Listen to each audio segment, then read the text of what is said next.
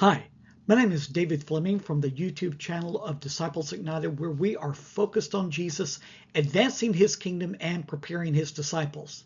Now, Bible Treasures is the series on the Disciples Ignited YouTube channel where we're helping you memorize scriptures. And this week, we're memorizing 2 Corinthians chapter 10, verses 4 and 5 from the NIV.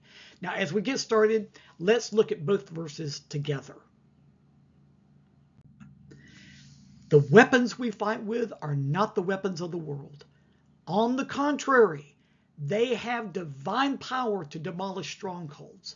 We demolish arguments and every pretension that sets itself up against the knowledge of God, and we take captive every thought to make it obedient to Christ.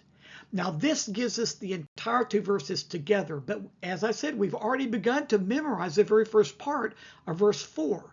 So let's go through that which we learned yesterday and then add it to what we're going to memorize today.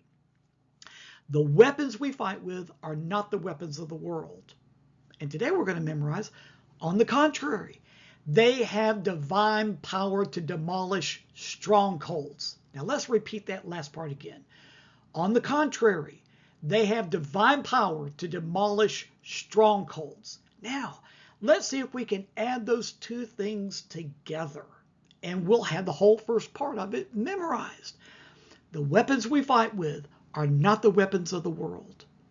On the contrary, they have divine power to demolish strongholds. Now, I know something that's going to help you memorize this new part today really easily. Now, it's by looking at three of the adjectives that were given to describe these weapons that Jesus has given us. So let's look at the two words divine power, demolish, and strongholds. Now, I want you to pay real close attention to these three dynamic words because they really are going to give us a great understanding of how Jesus has given us what we need to be victorious in spiritual warfare. So first of all, divine power. What is that? That's God's power. The power that Jesus had when he defeated Satan, when he healed the sick, when he cast out demons. And this was the very power that came on the disciples on the day of Pentecost when they were baptized in the Holy Spirit. Dynamic, divine power. God's power. Now, the word demolish means exactly that. To utterly destroy, like when a building is being completely torn down and dismantled. Think of the word demolition and you'll get the idea. Let me tell you, nothing is going to be able to stand against you when God's power is released against those strongholds that the enemy's trying to use to destroy you. Now that gives us the third word that we want to look at today, strongholds. Stronghold is the word that speaks of a heavy-duty fort, a military structure. Now, this gives us an understanding of the kinds of things that Satan is trying to do against you to destroy you. He's trying to build strongholds in your life to literally dismantle you. But as we have already learned, Jesus has given us divine power to do against the enemy that which he was trying to do against us.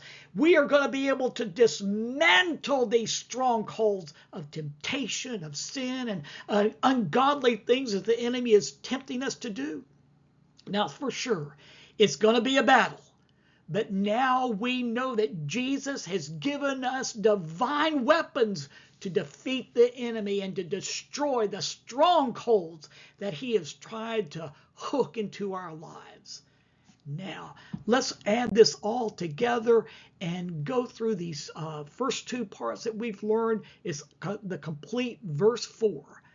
The weapons we fight with are not the weapons of the world. On the contrary, they have divine power to demolish strongholds.